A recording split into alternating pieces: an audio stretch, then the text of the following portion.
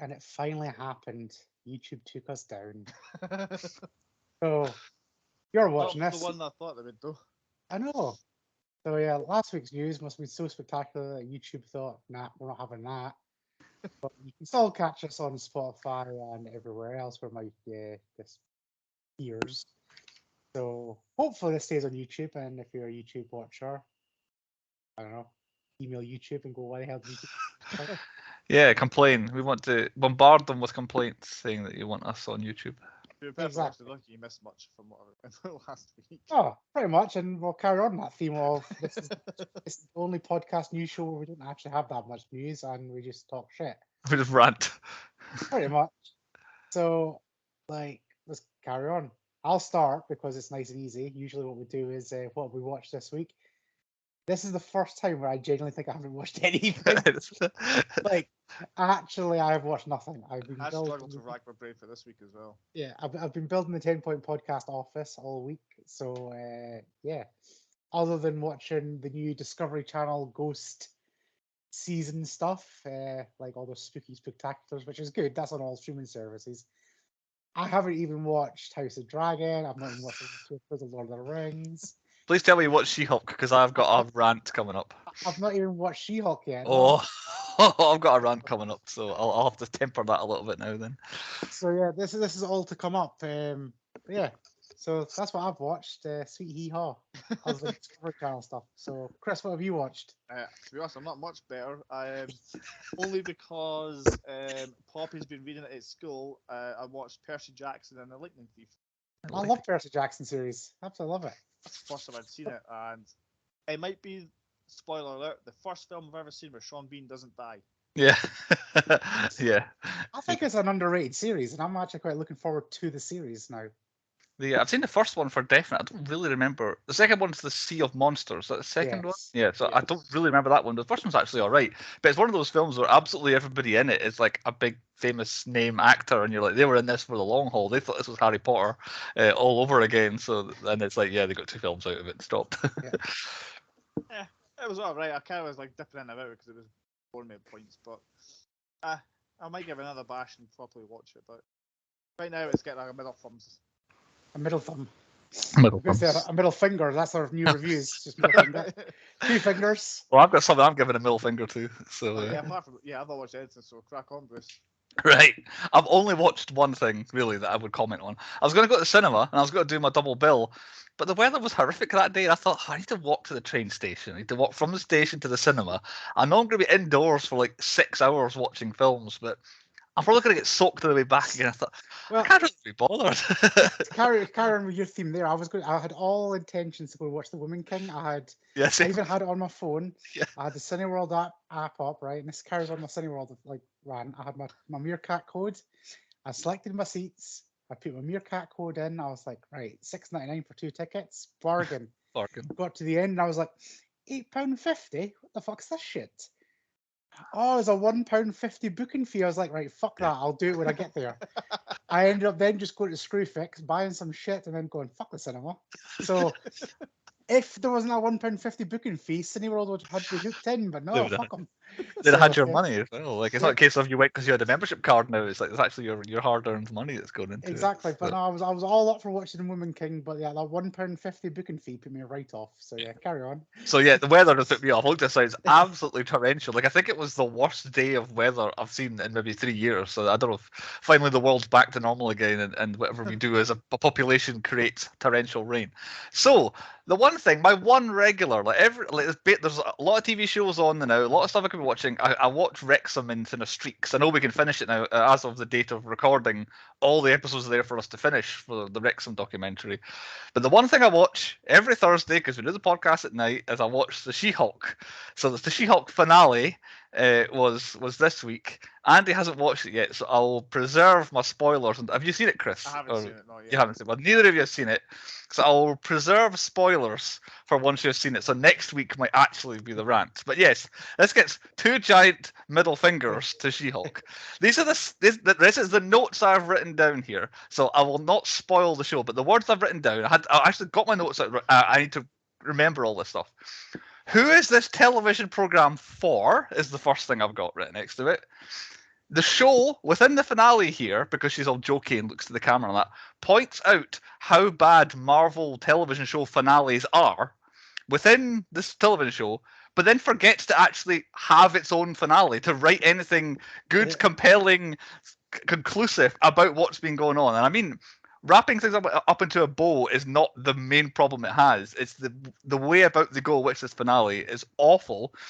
They make jokes within the show, basically. Again, I'm trying to spoil too much about the CGI effects team. How coming into this, everyone's laughing at how bad the show looks, how she looks like she's a cartoon and all that. Within the show, they make jokes about the CGI effects team. Now, I'll maybe discuss this more next week, but out with the television show, the CGI people who work and the computer graphics people who work for Marvel basically are complaining on like a monthly basis how badly treated they are. So making jokes within their television program at these poor people's expenses who are working 24-hour days to try and churn this stuff out for the mouse is horrific. But most importantly, we get to the end of the show. It's a eight episode comedy Marvel series that just isn't funny at all. It is not funny. The jokes don't land basically any point throughout the season. But this finale, about halfway through this finale, they do something that has never been done in the MCU before, and I pretty much was just standing or sitting, sneering at the screen for the rest of it, as in, what are they doing? It is like they're tearing what they have created down in the space of 15 minutes on this not very well liked or much watched television show of theirs. Like, imagine what Loki did and how badly that could have gone. That's kind of what they did with this She-Hulk, put it that way. And it is a disastrous idea. And for me to be like, straight away after, I'll type in She-Hulk on Twitter to see what people think about it. And it's all these, what I'm assuming now are Marvel drones or something like that, or these like parts of Ultron that are on the internet. Oh my god, that was incredible. Oh my god, She-Hulk's the best show ever. I was like, this can't be right. So I just typed in She-Hulk, what the fuck, onto Twitter. And then I found the real people's reaction to what this show was like. And everyone's like, what is going on here? What is this supposed to be? Why are they doing this like this? And also, I can't go into it anymore. I'd pause it if we'll discuss this next week. But the last note I have is She-Hulk, and you don't hear this very often, She-Hulk needed to have learned lessons that professional wrestling learned. And that is what I've got, and I'll expand on that next week, I imagine, when we talk about it. But yes, please watch it, but I'm not recommending it. And if you have not yet bothered with She-Hulk, I'll wait for it all to be there, and I'll watch it when it's all there. Don't. Go to episode 7, whatever the second last episode is, watch the one that's basically Daredevil, and then get out, and that's all you need to know, and ignore the last one, trust me. And that's me, that's literally what I watched this week, was 35 minutes worth of She-Hulk that I wish I had back. Amazing. So I reckon we're going to get some super fan out of ours taking Bruce's rant and putting it on some like injustice to women's rights rant right there. Because that's pretty much what it sounded like. It's like, She-Hulk bad, Hulk good. Again, it will step on the toes of the episode. We'll talk too much about it, but basically that is kind of what they're going for with the show, which basically the show essentially is, if you don't like the show, you're one of these horrible incel people who are on this website. So therefore, people aren't allowed to dislike the show in case they're thought of being as one of them. And it's like, I don't think I am one of them. Like, I'm pretty sure I have very much different politics to what they think about. But either way, yes, sorry, Andy, carry on it. I've got a friend that's pretty much the same on Miss Marvel. Like, I've called them proper like, oh, you're just an anti-feminist, you racist, you know. It's like, I like Miss Marvel. It was all right. It wasn't. It was there. The problem I had with Miss Marvel was the game did it better. Like, the game had a better story for Miss Marvel than Miss Marvel did. I thought you meant either the rapper, and I thought, well, I can't mean that. I thought you meant the movie, the Michael Douglas movie, the game, and I'm like, how does that tie into it? But you mean the Marvel's Avengers game that she was... Marvel's Avengers game gave Miss Marvel a great fly. Almost died. Gave Miss Marvel a better story than the series. So I think Marvel finally hot where they just cannot make TV shows now. They just need to stick to their films. Maybe they should just give like Kevin Feige a week off and just go, right, Kevin, off you go. Just go sort out your shit right now. What you've been giving us is pretty shit recently. We need something good. The problem is you killed Robbie Downey Jr. off and you got rid of Cap. You're fucked. That's your glory. That's all you have.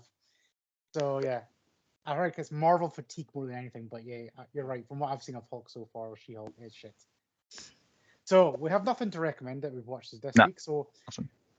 I'll bring it back. Normally, I talk right about this time. I talk about Ezra Miller and what he's been up to. If it's not Ezra Miller, it's the other love of my life, Ryan Reynolds. Yes, of course. So I have triple Ryan Reynolds news here. Oh god. The man has taken the internet by storm. Starting off with, he came out and said that he wants to play Rob McElhenney, aka Mac's boyfriend, in Always Sunny in Philadelphia as a cameo. Which, yep, I'm all for. That sounds be genius. So that's good. I don't know if you've seen, we didn't report it yesterday, but TJ Miller, who's guy in Deadpool, Deadpool, yeah. he came out a couple of weeks ago and basically slagged off Ryan Reynolds and said how he was treated awfully, because obviously Deadpool treats him quite awful in the films. I don't think it treated him that badly in the films, to be honest. Well, apparently Ryan kept that on during the set and actually basically wrecked TJ Miller and they hated each other and stuff like that. So once again, Ryan's had to step up and basically went, yeah, we've made up. We're good friends. So Ryan did that this week. So rumors are that TJ Miller might be coming back on set of Deadpool 3. I doubt it. You don't get slag off. Basically, I reckon what happened was he didn't get the phone call for Deadpool 3. He knew Maybe, yeah. And he's like, wait, what about me? But TJ Miller had his own issues back last year. So Or it's like a triple bluff thing where actually him and Ryan Reynolds are actually really good pals, and Yeah. TJ Miller thought this would be hilarious if I just come out and be like, he's horrible, he did this to me and all that, and then tricking Marvel into giving him a bunch of money to come back and be It's in it true. as well. Yeah. You never know with Ryan. He's like I said, he got Hugh Jackman back when nobody thought he could. Yeah. But on the other news, out of nowhere, Ryan Reynolds and his film company are going to make a John Candy documentary. All right. Okay. Out of nowhere, completely left field. I love John Candy. I love all his films and all that. So I'll be interested to see what they actually do. And I can't imagine Ryan's going to play John Candy. Well, that was a documentary, no. But I don't know if it's a documentary or a All bio right. or whatever. Oh, it a is, bio. Okay. Right. it's his company doing it. Right. See. But I would happily see Ryan Reynolds in a fat suit playing John Candy. I'll pushes with He that. did it in Just Friends for a fat suit, and he was brilliant. Exactly. Which segued me on quite nicely. So basically, the internet loves Brendan Fraser at the moment. Mm. However, people turned on him badly this week. Oh, really? Did they? So yeah, apparently people are watching his new film, The Whale, where obviously he plays a massive fat guy. So once again, Brendan Fraser's a white dude. He's not that fat, so obviously he puts a fat suit on and he was a bit chunkier. He put some weight on for it.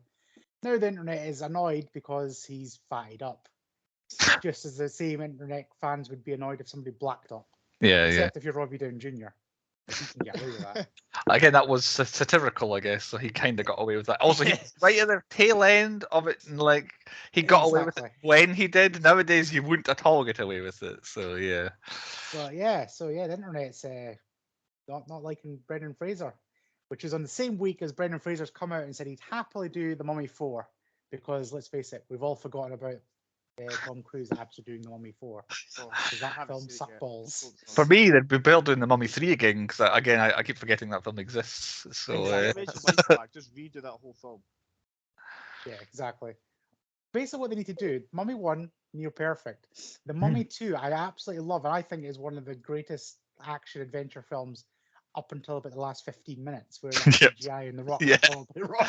The film was made too early in technology, wasn't it? They should have waited another 5 years for technology to catch. The pygmy bits and stuff like that, where they're running through the forest, all works. I like brilliant, but yeah, then they just decide, right, I know what we'll do. We'll make some awful CGI and we'll put the Rock in it, and it looks nothing like the Rock or a Scorpion. We'll take the Rock's model from whatever PS2 wrestling game there is, and we'll plonk it. I love that. So yeah, that's my triple bill Ryan Reynolds news, and that's pretty much what I've got. I'll sneak back around if nobody picks up on it. I've got one more bit of news. But I've got one more bit of news, but I'll let Chris go with it. A couple bits, which segues nicely onto another bit of Ryan Reynolds news. Yes, this is the Ryan Reynolds newscast. There's another adaptation of Charles Dickens' A Christmas Carol. Oh yeah, Ryan Reynolds and Will Ferrell called Spirited. I've seen the trailer. This looks like this could be the best Christmas film ever made. Well, I haven't seen the trailer yet, but it's got singing and dancing, so it could be a career ender for Ryan Reynolds. No, trust me. I seen the trailer this morning. Oh my god, this could like destroy Elf as the #1 Christmas film of all time. I haven't like I've read little bits that they kind of turn it on the head. There's like is it the Ghost of Christmas Present who picks Aye. somebody to go visit, Yeah. but he picks the wrong person who then gets back at the ghost or something like that. So Okay, I see. it actually does look like it could be quite. I'm going to watch the trailer and Watch the trailer. we'll see. Oh, speaking of watching trailers, I forgot to watch the trailer I was supposed to watch ahead of this news. That's what I was going to sneak back around to see if you Right, I watched forgot. it. I'll look it up on YouTube while Chris is talking. Oh, Okay, my Chris, only keep other talking. major bit of news is since we're doing Minority Report for the podcast. Spoiler. People know at this point. I don't. You're panicking there. Tom Cruise is looking to become the first civilian to perform a spacewalk outside the ISS International Space Station. This man can do anything, can he? Yeah, He can. He They're can. shooting a new movie. I can't remember. I don't think it's got a name yet. With director Doug Liman, and they're wanting to. Most of it's set on Earth, but they want to do like an actual scene in space where he's in the International Space Station and does like a spacewalk around it. Yeah, like this will come up on our main podcast, but do you think Tom Cruise just kind of goes up in the morning and goes, "Fucking Tom Cruise, I could do anything." I can do it. And if they won't let me, I'll build my own and I will go do it myself. Like, Yeah, basically. it's like, right, I want to have sex with Katie Holmes for a few years. Make that happen, world. And it happens. I He want to wakes be up in in the outer morning, just space. standing at the window Boom. naked with a cup of coffee and just looks up. I could literally envision That's Tom like Cruise breaking my Homelander necks, it off a skyscraper. Nobody would care Yeah, because absolutely. it's Tom Cruise.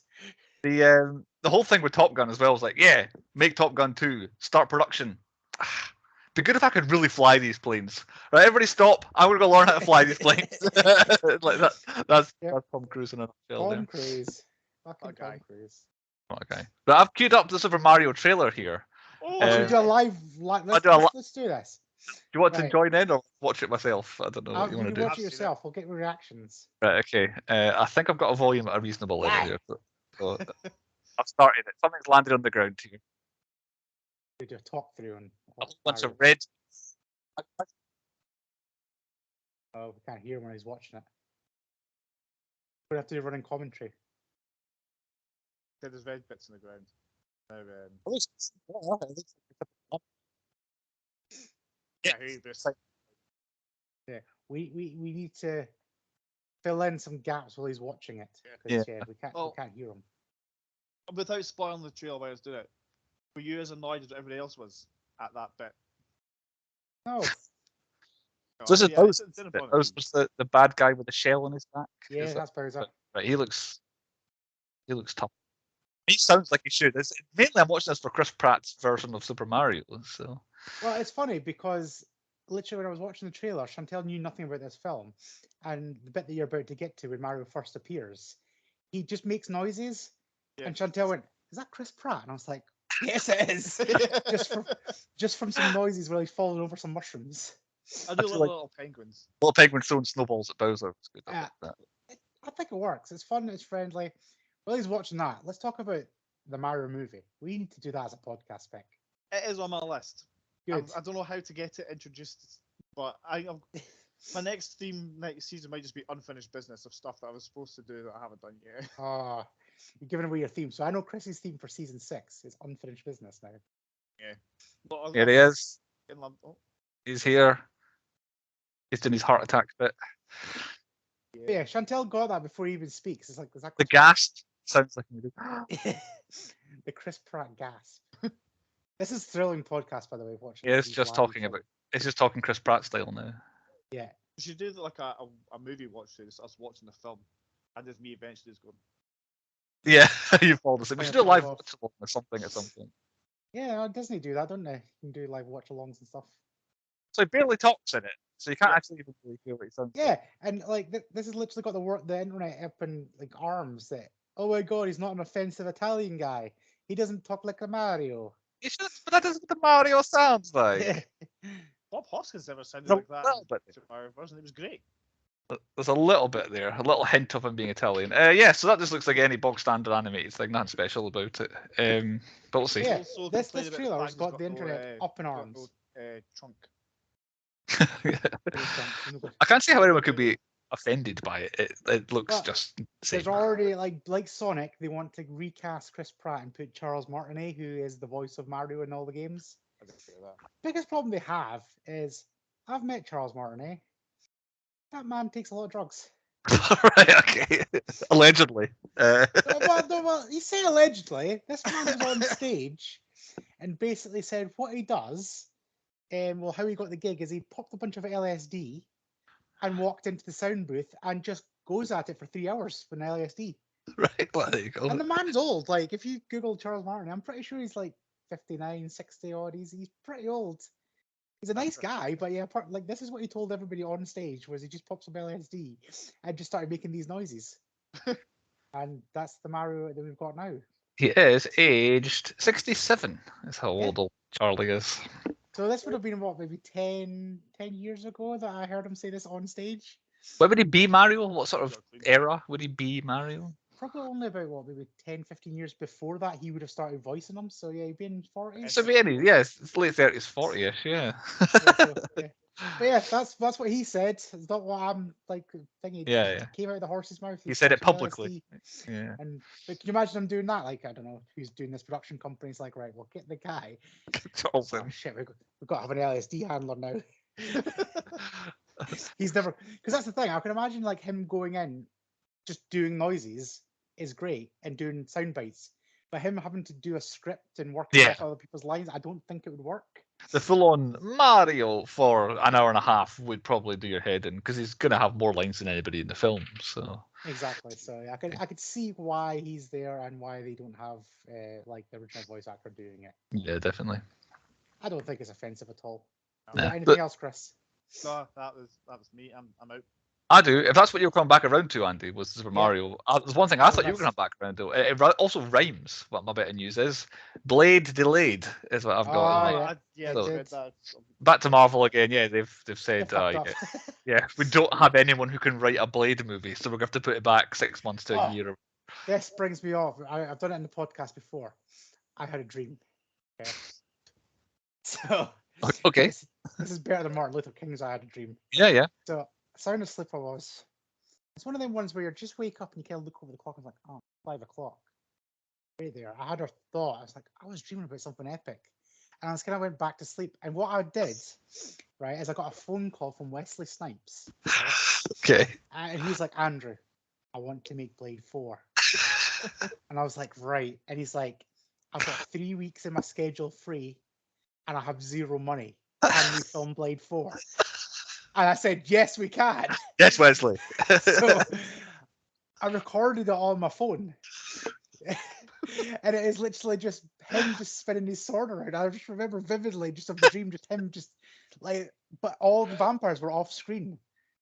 I was just throwing sawdust at the side. Okay. So it's like a TikTok version of Blade. Pretty much. But it made it go viral, like, enough that we're like, oh my god, like Wesley Snipes is back. He still looks like Blade. Like, let's just get him to do it. And then my alarm went off before I actually got funded, and I could never get it back. Again. Proper disappointed. Damn. But yeah, just the idea of me, like Wesley just calling me up and doing over, going, I've got an idea. We need to film Blade 4. Is that all right?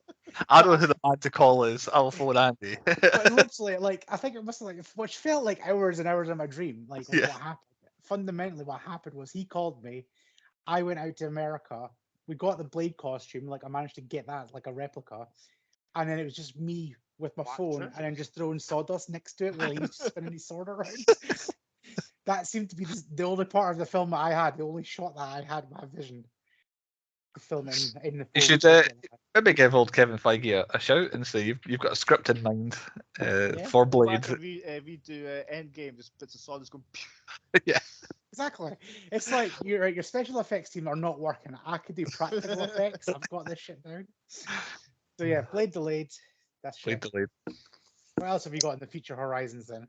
That's it. So, in terms of films that are actually out that nobody goes to go and see, we've got a lot to talk about. Top 5, a little bit changed from last week, with one bit of news that I will touch on. Number 1 is still Smile. The horror movies always do well around this time of year, and Smile is the one that's holding down the early part of October. We all know it's going to dominate the second half. Number 2, The Woman King, only came in at number 2, but it didn't have a whole week. It only came out It came out the midweek beforehand. One of those ones with the weird release dates and all that. Woman King. Number 2, Don't Worry Darling. 3, Ticket to Paradise. Rom-coms are back. I think I saw Ticket to Paradise, the Julia Roberts and George Clooney took the two of them each over like $1 billion box office takings in their career or something like that. For both Julia Roberts and George Clooney are now $1 billion actors. And coming in at number 5, a brand new release, Amsterdam, which I talked up last week, sounding like it could be very good, is meant to be horrific. It's meant to be a shambles and a mess and all that. And it took very little money in America on its opening weekend, like kind of a small slither of its budget. But it seems to have an okay Britain-wise, and it cracked the top 5, which is still not going to be a lot of money. But yeah, Amsterdam is not one to rush out and see, I don't think. It doesn't seem like it's one to kind of really pen in on your calendars, maybe wait for it to come to streaming in about 3 months or whatever the typical waiting time is. But coming out this week, not an awful lot, because I think a lot of things have stayed away from the marquee release this week, which is Halloween Ends. Potentially the newest, most recent last Halloween movie that there's going to be, last ever appearance of Michael Myers at the moment.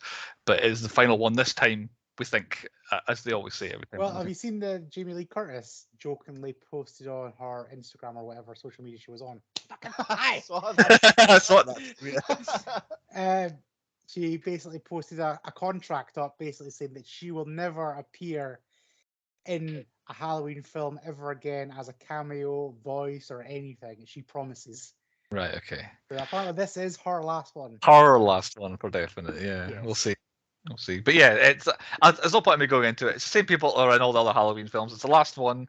The original is very good. A couple of the earlier sequels that don't count anymore are okay.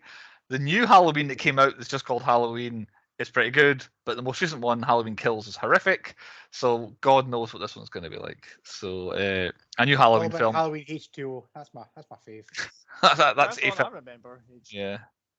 That's one of the okay ones, I think. But one other film that's coming out this week is a film called Emily, which I've read the first line of what this was about and I kind of stopped caring. So it stars Emma Mackey or Emma Mackay from Sex Education. I don't actually know how you say her name, but it's spelt like that. Emma Mackey, we'll say. She stars in the imagined life of the famous author Emily Bronte. And I was like, oh, it's another one of these ones where, we'll take a famous person who existed and we'll have an imagined life. For the listeners, me and Chris had the most blank face ever when you said the word author. Author, yeah. So yeah, it's not even the factual or even based on, it just said the imagined life of the famous author Emily Bronte. So it could be good, but it's just made up and they put a famous person's name on it to try and sell more tickets to it. So I'm not going to fall for it. So they're the big film. Halloween is the big one. And streaming this week, I can't, for the second week in a row, I think I can find no new movies that are coming out as being published. Saying that, and all these new movies pop up. To watch. If Netflix aren't tweeting about it and sending posts out and advertising on their own streaming service that there's a new film out this week, I'm taking it from Netflix. They don't have any new films out. But isn't somebody releasing a new Hellraiser film? Like that's out this weekend somewhere. Is that not a series? That's a series, yeah. So there are some series going around, but fair enough. It was a film, certainly, yeah. But in terms of new movies coming to streaming, none. And in terms of series, like Andy says, like none that grabbed my fancy. Every week, every day, there's a new series starting somewhere. But it's like if it was something interesting, I would mention it. But there you go. It's all I'm going to watch is ending this week, so that's me fucked for the rest of the year. So I'd be lucky to be able to watch something. That's what I'm saying. I'm lucky now that I haven't watched any of it, so now I can start watching it. Like Andor, which I'm pretty much going to do in like a box set version when I finally. I don't think you can. I think you'll be fucking sound asleep. You'll have Chris narcolepsy. Yeah. And then future releases, Black Adam's out this month. It's probably the next biggest thing. There's one I'm going to mention on our podcast on Minority Report later in the week. I'm going to mention a film that's coming out soon. November's Black Panther. And what I forgot to mention, in cinemas but on Netflix, Glass Onion, the Knives Out kind of sequel, but not really. It's Daniel Craig's in it again, being a detective. Glass Onion is out in November, and then Avatar again is what Cineworld's going to. Is that a film that is coming onto Netflix, but then releasing at the cinema? They're releasing it. Cineworld are showing it for a week. I think I saw them saying, but it's a Netflix movie, so it probably will be. I don't know for a fact if it's cinemas first or if it's in cinemas at the same time. So if you wanted to, you could see it on the big screen. Basically, another nail in the coffin for cinemas. I would say so. Good. Yeah. I'm done with cinemas. £1.50 booking fee. Just just to say I am coming to your cinema. Like that's all you get out of it. I'm making it easier. I'm not even like there's not a staff. There's a fucking robot I'm talking to. I'm booking my ticket through a fucking computer robot, which other companies let me do it for free. But no, I have to go to some greasy, spotty motherfucker who you're paying minimum wage for on a 0-hour contract to then serve me. I don't have to pay £1.50 booking fee. How is that right? Carry on. Rant over. And I'm out. That's me. I have. Yeah, that's all the There you previewing go. of So- the whole stuff that's happening. I don't think Netflix, YouTube could cancel us this time. But Cineworld definitely might ban me soon. Do not serve this man. Exactly. So basically, what we could take away from this week is, once again, there's some stuff coming out of the cinema, mostly Halloween stuff. Don't watch the She-Hulk, and maybe watch Percy Jackson, because Percy Jackson. that's pretty much what our recommendations are. So if none of that tickles your fancy, we've talked about Tom Cruise, so we're going to do a Tom Cruise film. Yeah. So it's picked by Bruce. This week we're going to be doing Minority Report, another Steven Spielberg film.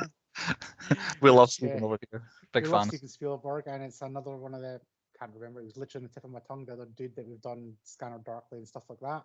Ah, yes, it is. We'll get into that on the podcast. But Yeah. yeah, so if you want to listen to us maybe rant, praise, who knows, anything could happen on a podcast, go watch Minority Report and join us next week on the 10 Point Podcast Weekly Movie News.